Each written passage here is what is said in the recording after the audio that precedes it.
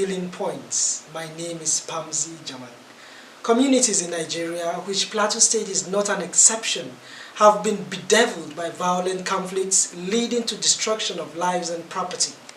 This situation has seen government and non-government institutions instituting structures to mitigate the conflicts.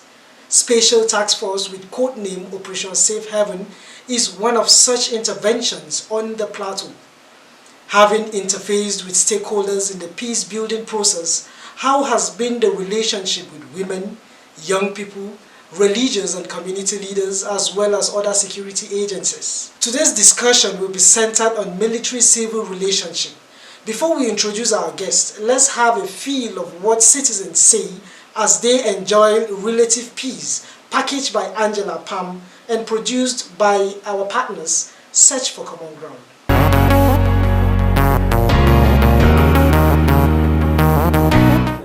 Peace is something that is indispensable in any part of life. Without peace, we will not even be at this interview. Without peace, nobody will go to church. Without peace, nobody will go to mosque. Without peace, there will be no fun. If there is no peace, people cannot do anything. So because of this, peace should become paramount for everybody. In fact, as a person, if you are not in peace, you may die on your bed. But if you are a peaceful mind, you can rest. So beginning from ourselves to our families and to the society around us, we should continue to emphasize this role of peace. And you will live happily. Even when you practice peace itself, you will live much happily than any other person.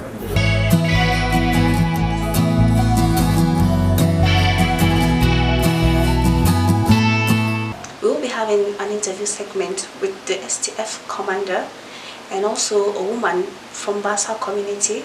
She will be talking to us about peaceful coexistence messages that will enhance our communities.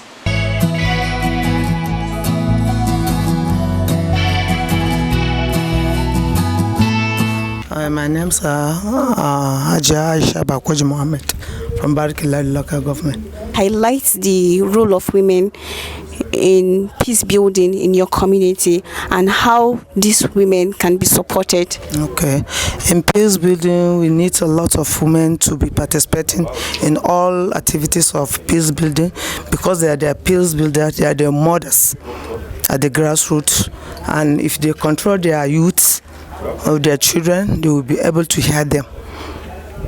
Okay, ma. Thank you very much for this answer. And my second question is, how do you think parents can help their children to build peace among themselves, like children peace relationship? So what do you think as a mother in the community, what do you think children should do to enhance peace in their community? Okay, as a mother, what you taught your children is that what they will do. So as a mother, I want you to teach them religion first. They should know the value of each other, and they know that all of us are our brothers keepers. So that's my own advice, that mothers should carry their children alone, start them down, and give them this knowledge that God created all of us from Adam and Eve. Okay, thank you, ma. You talk about religion first, but don't you think humanity comes before religion and culture? Yes, humanity comes first. Yes, I know, before religion. You should take any other creator as a man. You should treat him not an object. You should treat him as a human being, no matter religion, no matter tribe. Thank you very much. Can you please tell us your name, your position, and how long have you been working with Search? Okay, I'll gladly do that. My name is Patience Chaimang. I'm indigenous of Plateau State. I've been working with Search for Common Ground for 9 years now. I'll be 9 years tomorrow. So by this time tomorrow, I should be celebrating my anniversary, my 9th year anniversary with Search for Common Ground. And it's been beautiful working here. Amazing people with amazing projects to transform the way the world deals with conflicts. Thank you. Thank you very much, ma'am. What has SEARCH achieved so far in peace building on the plateau? Yes, thank you very much for that question. SEARCH began implementation of project activities in 2001, 2002, but 2012 very, very seriously. And we stayed with the ethno-religious conflicts when there was breakdown of law and order here in Plateau State. From there, we moved to the communities to see what was happening to the indigenous sedentary farmers and pastoralist conflicts. From there, we're also looking at women, peace and security to see that the voices of women are amplified in peace and security. We also have worked with youth. The youth group that are also very important to the peace processes. They're also part of the people that we have engaged through other projects as well. What about the security? You can't talk about peace and security without talking about the security apparatus itself. We have also built a lot of relationship with security. We have trained quite a number of them in Plateau, Nasarawa, Benue State. And also government institutions, the government. You can't talk about sustainability without working with the government of the day. And so both government at the local and state level and also at the national level, we've actually tried to work with them, to incorporate them, to see how there can be sustainable peace in our states, the local government, and also the nation as well. Thank you. Thank you very much, ma'am.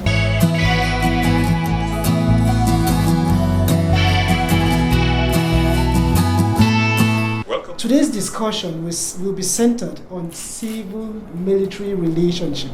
And with me to have this interesting discussion is Major General Chukwuemeka Okonkwo. You're welcome to Healing Point. Thank you very much. Okay, before we go further, let's, on a lighter note, successive commanders have come and gone with different experiences.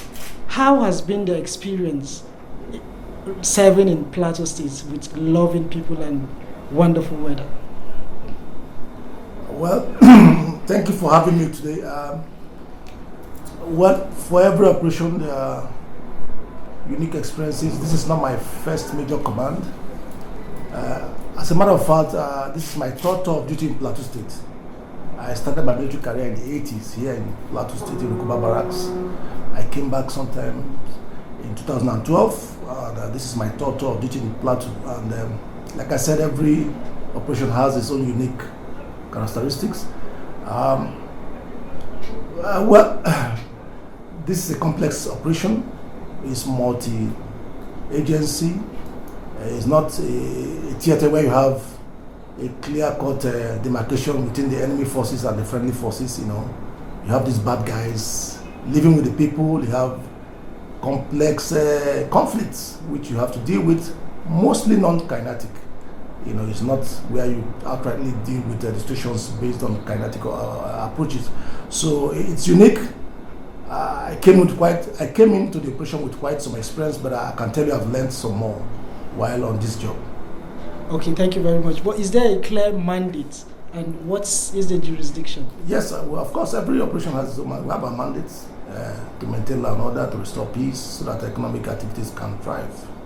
Basically, we have a mandate. Okay. Yeah. And how far have you been able to achieve that mandate for now? Yes, we've done quite a lot. Of course, you won't take it away from my predecessors. They did their part on the left, and I took over. And I can say that we've experienced some level of calmness and quietness. For those who have stayed in the plateau for a while, we get commendations, we get feedbacks, which are encouraging. That. Okay. Yeah, it's been quite peaceful. Okay, let's talk about your relationship now. Early warning and response systems has been the major components of peace building. What is your relationship with community leaders to entrench peace on the plateau and to make them own the process? Thank you so very much. I like the last statement you made, owning the process. Yeah, they need to own it. and we've seen quite a lot of that in our engagements with them. At every level in this command, sector, area command level, and in fact, the headquarters level, we meet with stakeholders, we meet with religious leaders, we meet with the community, we meet stakeholders. You know, we go down as much as possible because security is everybody's business. We can't be everywhere. We're not spirits. We need to get information, prompt information for that matter, to enable us to react on time. And so we're getting quite. We get information. We even though we might need more. But it's work in progress. We have engagements with them severally. Almost every day we meet people, and Okada riders, Keke Napep riders, social media bloggers, vigilante, even NGOs and CSOs. We interact regularly. Like I told you, this operation is more non-kinetic, and we can't do it alone. We need them, so we work closely with them. I can assure you. Okay, young people have a lot of energy. They can either make or mar the process. And they are the same people that can give you information. What has been the relationship with young population? Oh yes, I've met with a lot of groups, young youth groups, a lot, Arewa group, Christian group, Christian Muslim groups, Plateau Students Association, a lot of them. And I'm quite excited when they come. I encourage them to continue in what they are doing, and most of them are bought into what we are doing. They understand us better. Our doors are open to them anytime. Almost on a weekly basis, we have interactions with the youths, various categories, and so they've been very helpful. They now understand what we do. We try to make them own the peace process, and the future is theirs. They can't destroy the future now, and expect that if anything they destroy now, they will pay back. There's always a payback time. So we get them to understand and work with us, and to a very large extent they are doing that. Okay, that's my next question. I had wanted to ask you whether have they accepted the process, have they seen the process as theirs? Yes, I can assure you they have. Like I always tell them also, there are a large number of them who are on the other side, the bad guys, and I always tell them to try and reach out to them. It's not enough to be morally upright to do the right thing, but there's a large number of them, the criminal elements in society. They will remain criminals except they change. Yeah, it's good that they do what they do, try to preach peace, engage with us, but what of those ones that are out there? They will grow with them. Tomorrow they are the leaders of tomorrow. They will either become hardened criminals or repentant criminals that will join the peace process. So we need to make efforts to reach out to them. So that's the line I'm engaging them. So go meet these guys, reach out to them so that we can isolate the very bad ones and deal with them. Of course, all of them, everybody cannot come on board. It's not possible for everybody to like what you are doing, but we can reach out to those include bad ones for now, and they can turn a new leaf and join the peace process so that we can have a safer platform now and in the future. Okay, we've witnessed a lot of NGOs trooping in for peace building process. How has been your collaboration with the NGOs? We work with quite a number of them. It might not be many of them, but directly maybe one or two of them. But indirectly we engage with others. We invite them for their events, and they also invite us, and we support them as much as we can. And you can't do without them, and we work with them. We have a good relationship with them. Okay, earlier you made mention of that it's an interagency operation. Yes. So you work with the police, and there's a state structure, Operation Rainbow. What is the collaboration, and how has it been effective? Okay, in the operation we have components from the police, the DSS, the civil defense, the correctional service, immigration, the special investigation bureau. That's what I mean by multi-agency kind of operation. And apart from that, other security agencies in the state, we work with them because they have a part to play. We're just to complement what they are doing, and so work with them. It's very cordial, I can assure you. Very, very cordial. We share information. We have platforms where we share information. We take preemptive steps when it's necessary, and we collaborate. Okay, there's these vigilante groups.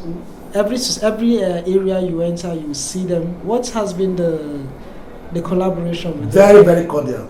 We work with them closely, particularly during the NSAS protests. We work with them very closely. Of course, we know we don't have the number of troops we want. You can never have it anywhere, so we work with them. They know the ground. They know even the criminals. So we engage, we work with them very closely, particularly during the NSAS protests. Okay. Very closely, we share information, we have phone numbers, they call us when there's a threat, and we also call them, find this out, clear some information from them, and we work very well. We need them. They are closer to the people than Operation Safe Haven. Okay, the Peace Building Agency is an agency created by government to get information, to prevent conflicts before it snowballs into something else. What is your relationship with them? Is there a cordial relationship? Yes, cordial, but it could be better, Maybe we've not really had time to engage them, but we have cordial. I speak with the Director General. We have a good relationship, but we could do a lot more together. Okay. We've seen some interventions, aside taking the gun and going after criminals. We've seen some intervention by the STF, building clinics, renovating schools and all that. What's prompted that? As part of our operations, anywhere, it's part of military doctrine. We call it civil military operation, the civil non-kinetic line of operations, just to win the hearts and minds of people, to give back to our host communities, to just show them that we are part of them, we are here for them. And so part of our budget is to provide such services, renovate clinics, provide boreholes. Like during the COVID-19, we provided palliatives, to some communities. We shared foodstuff and all that, just so that they can also reach us easily. Some people are just scared of people in uniform. So we go down to the level, interact with them, medical outreaches, and so they can easily bring information to us. They can give us heads up when there is likely to be a threat in their communities. And so it has helped a lot to integrate us, to bring us closer to the people. We are here because of the people. So that's part of our doctrine. Okay, based on your interaction with the people, is there hope for peace? Like I said, for those who have lived in the Plateau, and from the feedbacks we get, there has been an improvement. There's no conflict that cannot be resolved. With more maturity, with more understanding, and give and take from both sides, there's hope. Since there's life, there's hope. It will only get better if we do the necessary work, not just talking, but there's a work aspect of it. And once we come to do it, it will improve. It's not 100% yet. It can't be. Total security can only be gotten in heaven. You always have the bad guys. Some people are not happy if there's peace. Some people benefit when there's conflict. But if we are more than one piece, I think we will prevail and we will reach the promised land. Okay, what has been the justice system now, having gone into the to get the bad guys, and you don't just stop it there. What do you do to prosecute, to make sure that they get like our mandate does not include prosecution. We get them. Some are killed in action, of course. If we meet you doing the bad stuff, we neutralize you. In fact, it's better for me. You are neutralized, so you are not recycled to come and cause problem again. But for those we arrest, we hand them over to the police or to DSS, and they prosecute. It's not too easy. It's not too comfortable even for the judicial system. Everywhere in the world, you must follow due process. Some of them are given granted bail. People see them back in the society. I wonder, but we arrested these guys. That's the law. But we'll try. We'll try and work around it and make sure that the really bad ones are kept out of society, not to cause problem again. But the ones we get in the act of committing criminality, I prefer them to be neutralized. Okay. Really bad guys. Yeah. To neutralize them. But we've seen you parade some suspects. Yes. Do you have any program that can rehabilitate? It's not a bad idea, but we've paraded quite a lot of them. It's not bad, but first of all, they need to prosecute it, and that is being done. Maybe perhaps it's a good idea. We could look into that, but it's actually beyond our mandate. But it's not that it cannot be done. Okay, what would be your message? What would be your advice to Plateau citizens and beyond? Well, I just want to say that it's their state. If you are living in the Plateau, you intend to make a living here, why not join us to build peace? It will be to your benefit. And for the bad guys, particularly these court members, I understand their activities are there's an upsurge in activities of cultists. We will go after them. They have no place in Plateau. We will shift our focus to them and we'll deal with them. For those law-abiding citizens, please work with us. We are not spirits. Give us information, and we are here for you. It will do you no good trying to castigate or criticize us anyhow. Criticize us. We're not perfect. We make mistakes. If we've seen mistakes, point it out to us. And if we have done well, also commend us. But all the same, we'll do our job to the best of our ability. But for the bad guys, we're hard for them, particularly the courtists. Thank you very much. Okay, is there any challenge in the course of your work? Of course, there's for any endeavor there are usually challenges. We had the challenge of getting people on board, but we're getting them on board. Like I said, there will always be bad guys that want to work against the peace process. You can't rule it out, so we always have that challenge to deal with. And of course, maybe manpower, the terrain, the large expanse of area we're covering. We cover southern Kaduna, parts of Bauchi, and the whole of Plateau. It's large. We can never have enough manpower, but we are trying. We are trained to mitigate challenges and work with what we have, and we are doing that. Okay, thank you very much. We have been talking with Major General Chukwuemeka Okonkwo. He is the commander, Operation Safe Haven. It has been a wonderful conversation with you, and we hope to meet you. We hope to call you some other time to come and shed light on one or two things. And thank you very much for giving us this time. Thank you. God bless you.